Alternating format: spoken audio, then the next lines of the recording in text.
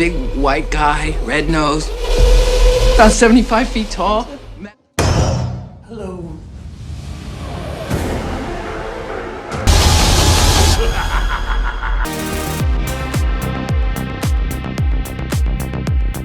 Hey everyone, welcome back to Let's Talk. I'm John and this is Dennis, and today we're here to talk about all three It movies, starting with 1990, 2017, and I think 2019. We're going to talk about all three of them, the differences, and we're going to compare them. But before we dive into those reviews, if you're a fan of movie reviews, 4K Blu-ray reviews, video game reviews, TV reviews, we do them all here on the channel, and nothing helps out more than by liking this video and hitting that subscribe button. So the first It came out in 1990 and is most known for starring Tim Curry. And Dennis, what did you think of that one? Because I know that one's it's a harder one to watch nowadays. Yeah, it aged well and didn't age well. I think we have to kind of highlight this with a caveat that obviously we all know it was made for TV. It was a TV movie, so they had a lot of limitations set on them.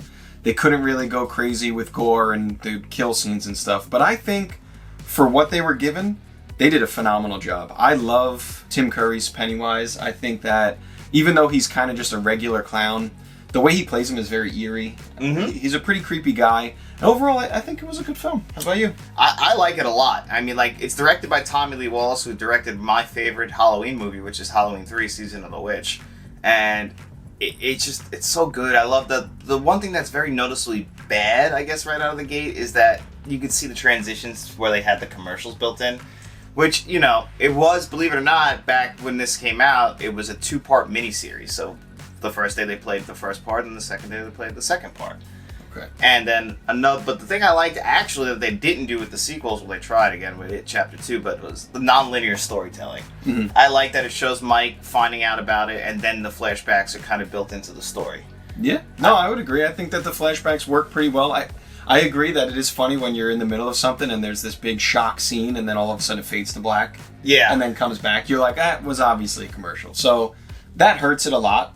But again, I think that this one will, spoilers later and when we get into the ending, which everyone knows all about. Oh, yeah. But up until that ending, I think a lot of what they did was great. Both, once, like, establishing the kids together as a group, all their individual stories, their story together. And then, like you said, that non-linear storytelling where, even when we fast forward to them as adults, we're still getting those flashbacks. We're getting little bits of what happened in between the original, setup with the kids and where they are as adults. Exactly. And, one thing that dates this movie very much, too, is the clothes they're wearing and everything like that. Like, the way Bill looks, with that long hair and the ponytail. Like okay, I get it, he's a writer and he's got those big glasses.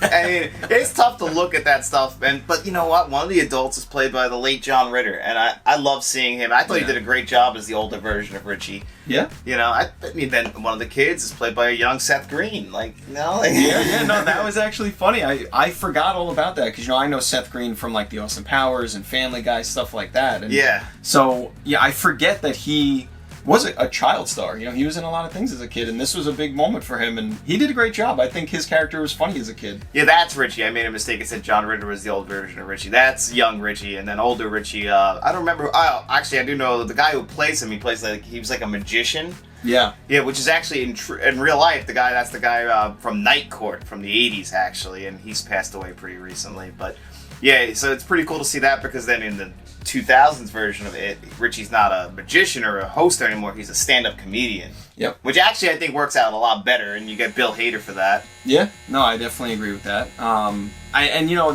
There's a lot about this movie that's great.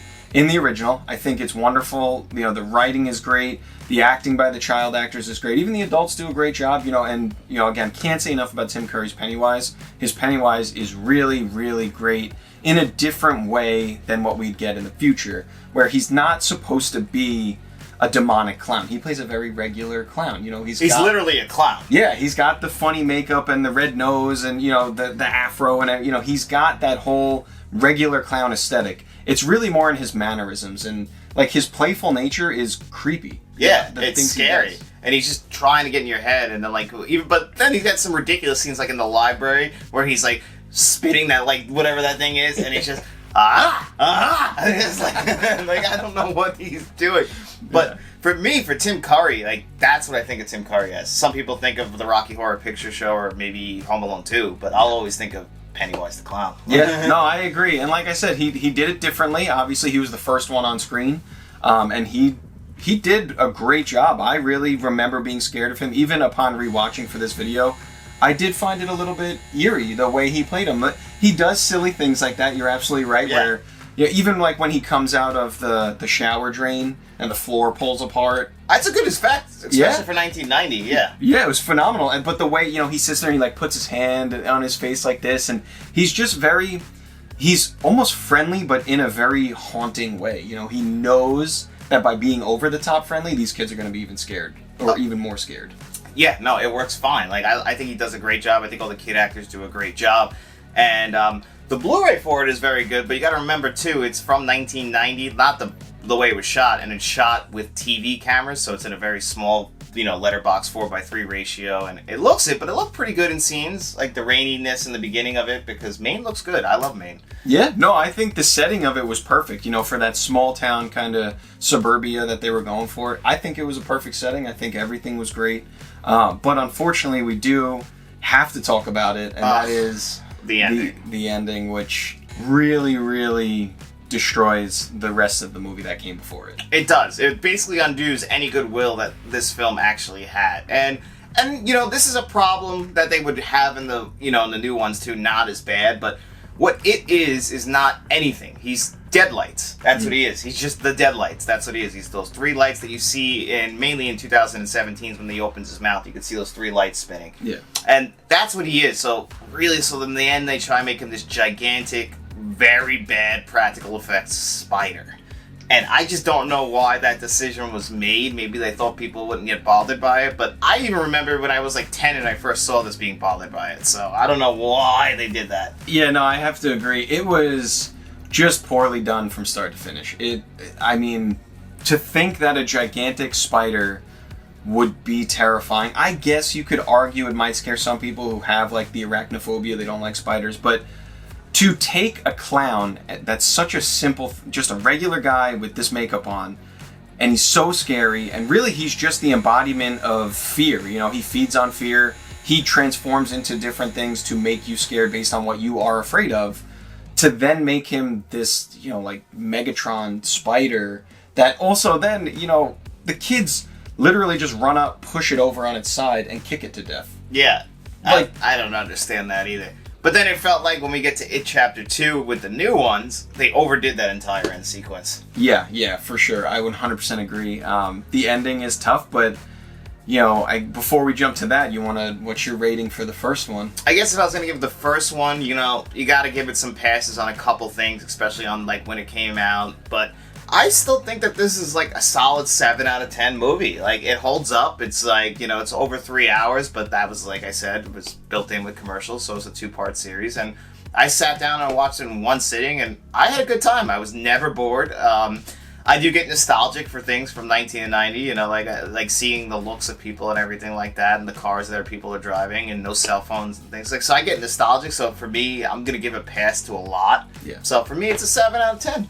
That's solid. I think I'm going to go one higher, 8 out of 10. I really do like this. I think that I agree with everything you're saying. That the fact that it was made for TV definitely handcuffs it a bit. It really makes it struggle through, but it's an iconic character. The story is great. The only reason it can't be a perfect movie to me is that ending is just, it's rough. Yeah.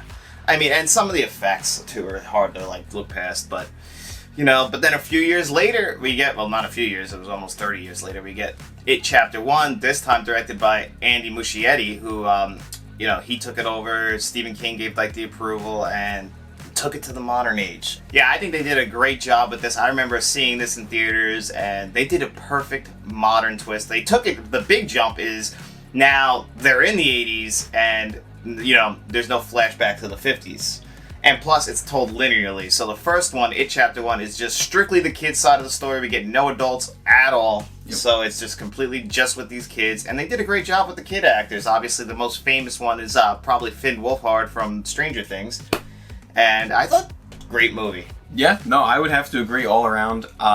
To me, this is the best of the 3 that we're going to talk about. Oh, absolutely. Everything about it is, I think it helps that it was linear. It was all kids at first, and then part 2 was pretty much all adults. But that first, the remake was just so good. Everything about it, the scene setting, like you said, in the first one, the rain and everything looked good. In this one, it looked even better. That opening scene with Georgie in the boat, you feel like you're running in the rain with him. It is so well shot. And then the fact that, like, when he gets his arm bitten off, the blood is in the water before it goes down the drain. I ate that up. And plus, one thing early in the movie too is when they first do the title of it and they're going through the sewers and it's like that 3D animation. Like, I love it when people pay attention to the title cards and take a little time to do something like that. It's just little things that I nerd out over. So I thought that was cool as shit. They didn't even try and do it again with 2, which makes sense. Why would you? But I thought that worked out great. And then also, obviously, Bill Skarsgård.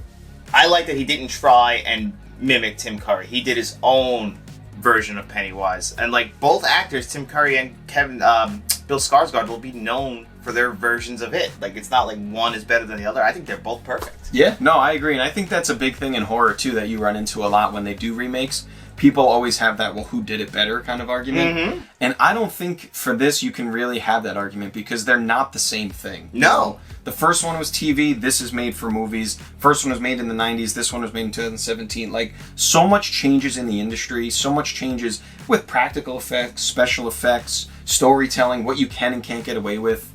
And I think, like you said, it really helps that he decided to take Pennywise in a different direction. He no longer was a funny clown dressed in bright colors and, laughing, beep, beep, Richie kind of stuff. Yeah. He was this creepy, we were talking about it before, he's drooling as he talks. He has, his eyes are lifeless. He's really, you could tell that he is not a normal person. There's something beyond that. No, he is genuinely scary. He can't wait to eat these kids. He's drooling, chomping at the bit. And then, one of the scariest things for me was actually when Bill goes into the basement and he sees him and he just sees the lights. And then when he finally gets close to him, he, slams his head on the stairs and just, drags his own, dead body across back into the water. I was like, that's just such a different choice. And it works. I mean, everybody, but, we were talking, too, because once we get to It Chapter 2, it's not just Pennywise. It is seen as that one thing, the drug addict kind of bum looking thing that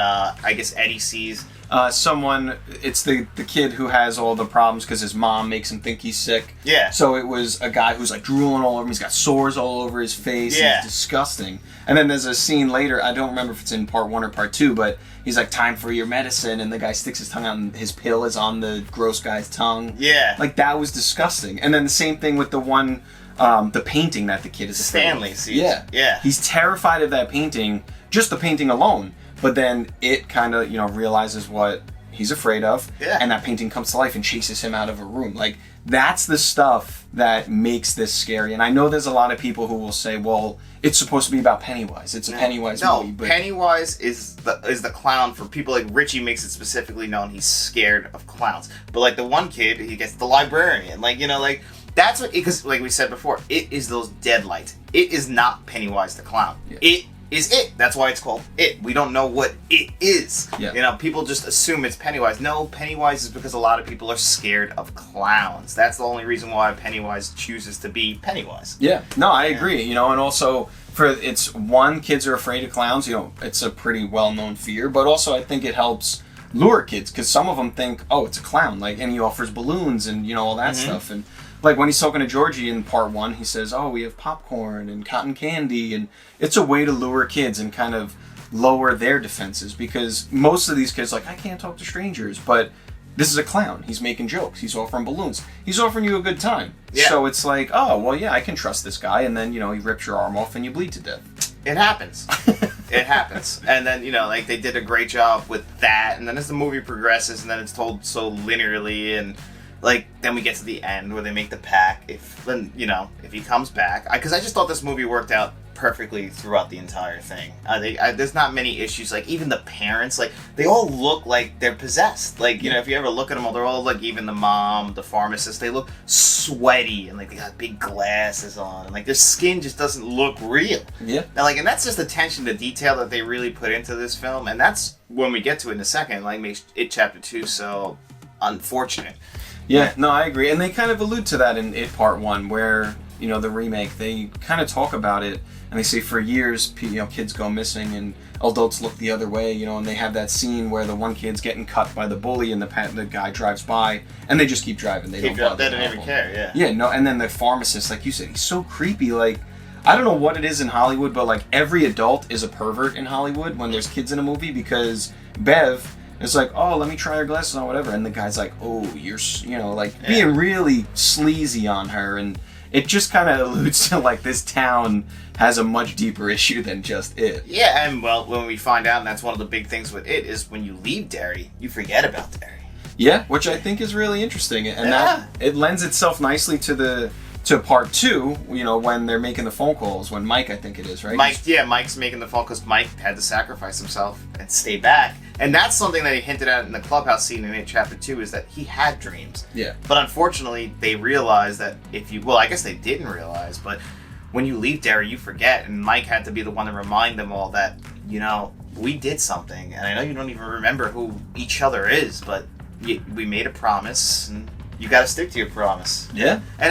And that's what makes the book so good, and that's what makes these movies so accessible to film, is that people want to see this story on screen. It's just so hard to stick that landing. Yeah, it really is. I gotta be honest though, part 1 I think did a pretty good job. They end up in that, and they did a better job in my opinion than the first one, because the first one was like that weird sewer facility that they went into, and that was kind of odd that they would have this thing.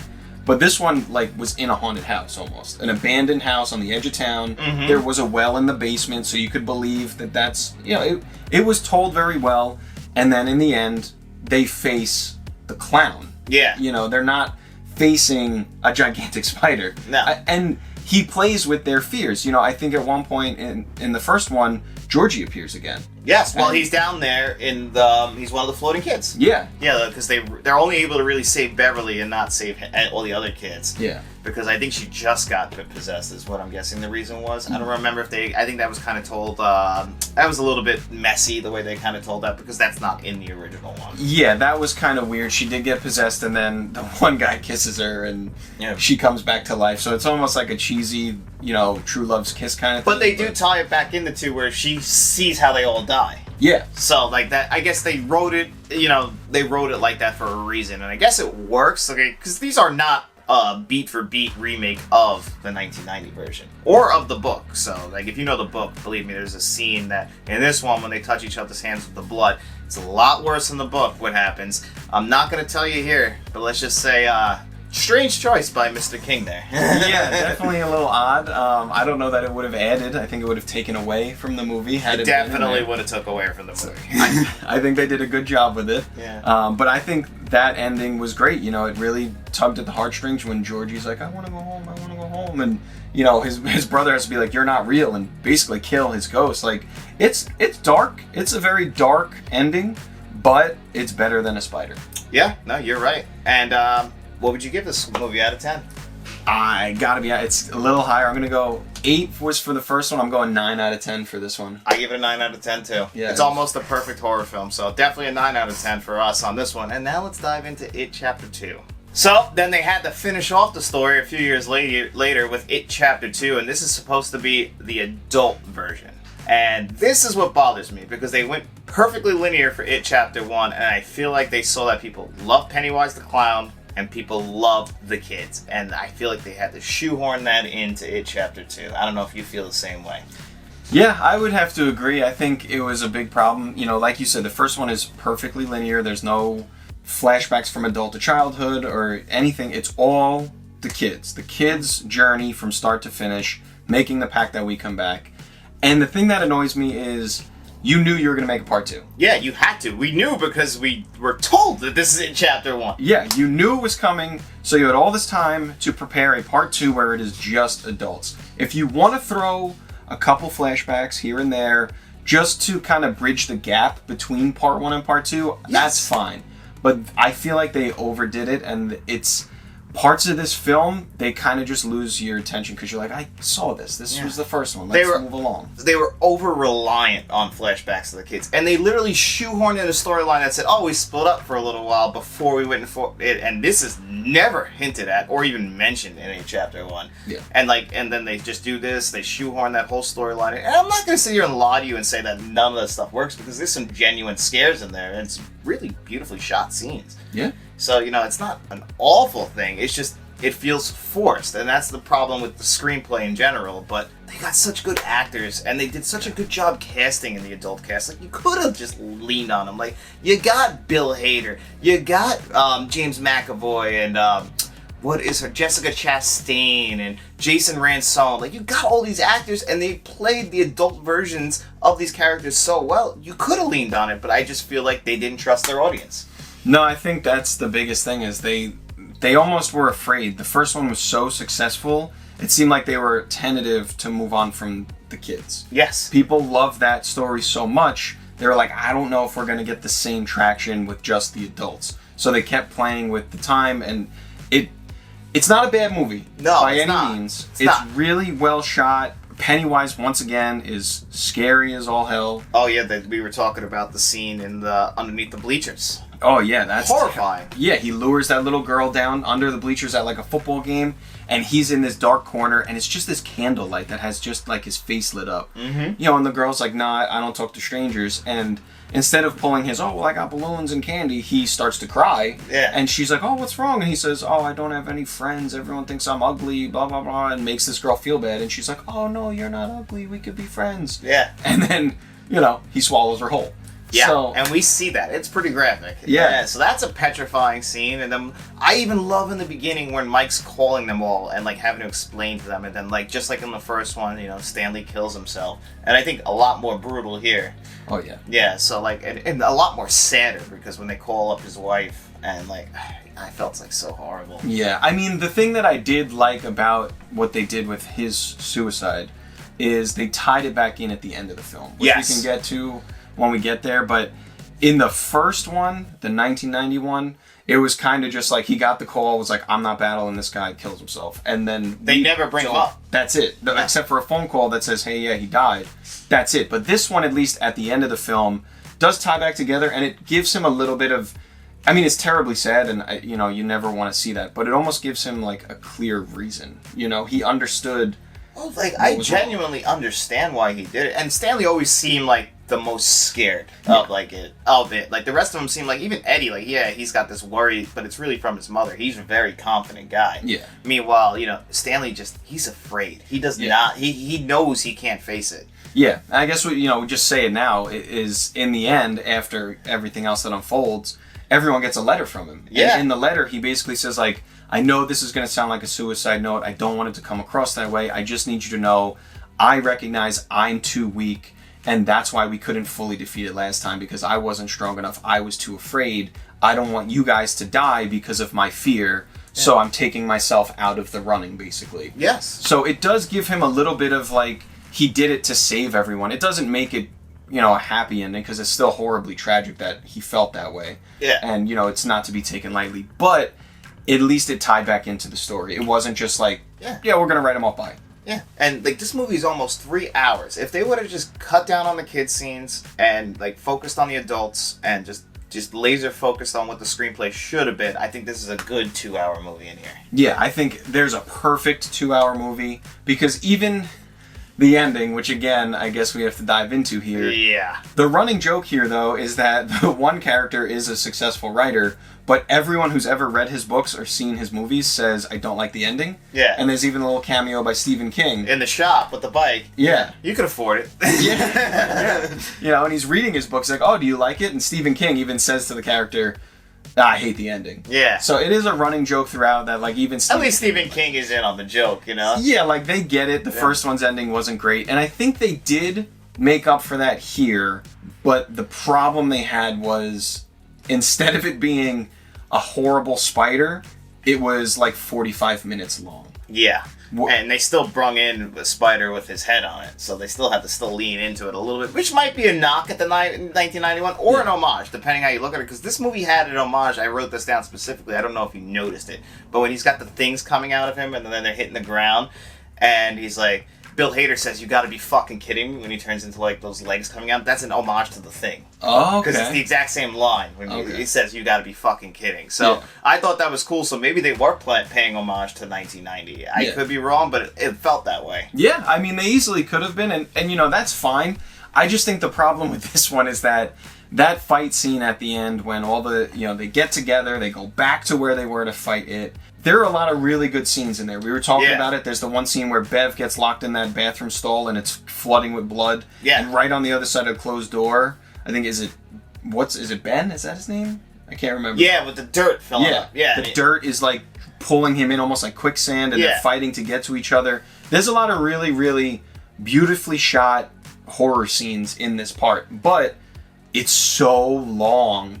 Yeah, you're right. And it's also overly like stylistic on perfect. Like when Eddie's getting that gook blown on his face, and you hear the song, you know, "Angel" by Juice Newton playing over it for a quick second. Although I loved it, I'm like, I don't know if that fits. Also, like when they're shooting certain scenes and like the background is very blue or green, I'm like, I like that you guys are trying to put it in, but it just doesn't feel like the same people who made the first one. Yeah, it did get a little art housey towards that ending. Had they just kept it simple, you know, because ultimately in the end, it still is it's Pennywise that they defeat. Yeah. You know, it's not a giant spider, it's not a painting, it's still Pennywise the clown that ultimately ends up getting defeated, which is how the first one should have ended. Yes. He didn't need to be a big spider, they didn't need to knock him over and kick him until his heart fell out, none of that. No.